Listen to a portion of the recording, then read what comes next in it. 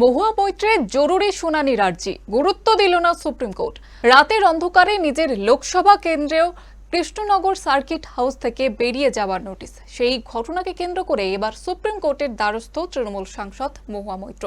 তবে জরুরি শুনানির জন্য তার আবেদনকে বিশেষ গুরুত্ব দিল না দেশের শীর্ষ আদালত। সোমবার প্রধান বিচারপতি সূর্যকান্তের এজলাসে মামলাটি উল্লেখ করেন মহুয়া মৈত্রের আইনজীবী। দ্রুত শুনানির আবেদন জানিয়ে তিনি দাবি করেন, একজন নির্বাচিত সাংসদকে মাঝরাতে যেভাবে সার্কিট হাউস খালি করার নির্দেশ দেওয়া হয়েছে তা শুধু প্রশাসনিক সিদ্ধান্ত নয়, এর সঙ্গে জড়িয়ে রয়েছে সাংবিধানিক অধিকার এবং যুক্তরাষ্ট্রীয় কাঠামোর মতো গুরুত্বপূর্ণ প্রশ্ন।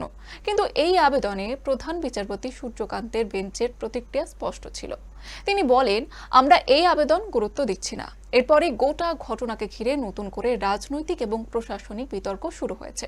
ঘটনার সূত্রপাত গত 14 আগস্ট।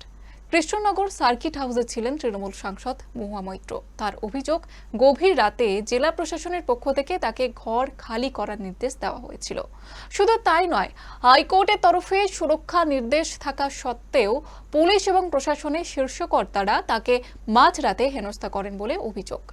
তার আরও দাবি, সার্কিট হাউসের বাইরে একদল লোক বিক্ষোভ দেখাচ্ছিলেন, ফলে গোটা পরিস্থিতি নিয়ে নিরাপত্তা এবং প্রশাসনের ভূমিকা নিয়ে প্রশ্ন উঠেছে। মহুয়া মৈত্রের আইনজীবী সুপ্রিম কোর্টে সওয়াল করেছেন এবং তিনি বলেছেন যে কলকাতা হাইকোর্টের তরফে তার মক্কেলকে রক্ষা কবচ দেওয়া হয়েছিল। তার নির্দেশ থাকা সত্ত্বেও যদি একজন নির্বাচিত সাংসদকে রাতের বেলা তার থাকার জায়গা থেকে বের করে দেওয়ার চেষ্টা করা হয়, তাহলে তা অত্যন্ত গুরুতর বিষয়।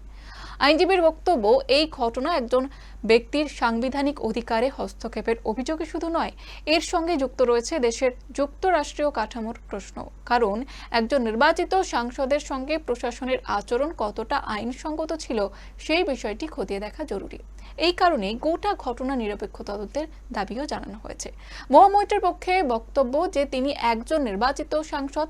তার দাবি অনুযায়ী হাইকোর্টের সুরক্ষা নির্দেশ থাকা সত্ত্বেও যদি প্রশাসনের তরফে মাঝরাতে তাকে ঘর ছাড়ার নির্দেশ দেওয়া হয়ে থাকে, তাহলে সেই নির্দেশের আইনি ভিত্তি কি ছিল, সেটাই এখন বড় প্রশ্ন। আর এখানেই উঠছে আরো কয়েকটি প্রশ্ন। প্রশাসন কি আদালতের নির্দেশ অমান্য করেছিল? মাঝরাতে একজন সাংসদকে সার্কিট হাউস খালি করার নির্দেশ দেওয়ার প্রয়োজন কেন পড়ল? বাইরে বিক্ষোভের পরিস্থিতি তৈরি হলেও প্রশাসনের ভূমিকা কি ছিল? আর সবচেয়ে গুরুত্বপূর্ণ, এই ঘটনায় সত্যি কি কোনো সাংবিধানিক অধিকার লঙ্ঘিত হয়েছে? এই সমস্ত প্রশ্নের উত্তরই এখন খুঁজছেন মহুয়া মৈত্র। তবে আপাতত সুপ্রিম কোর্ট তার জরুরি শুনানির আবেদনকে গুরুত্ব দেয়নি। প্রধান বিচারপতি সূর্যকান্তের মন্তব্যের পর এই মামলা কোন পথে এগোয় এখন সেটাই দেখার। একদিকে নির্বাচিত জনপ্রতিনিধির সাংবিধানিক অধিকার নিয়ে প্রশ্ন, অন্যদিকে প্রশাসনিক সিদ্ধান্তের বৈধতা।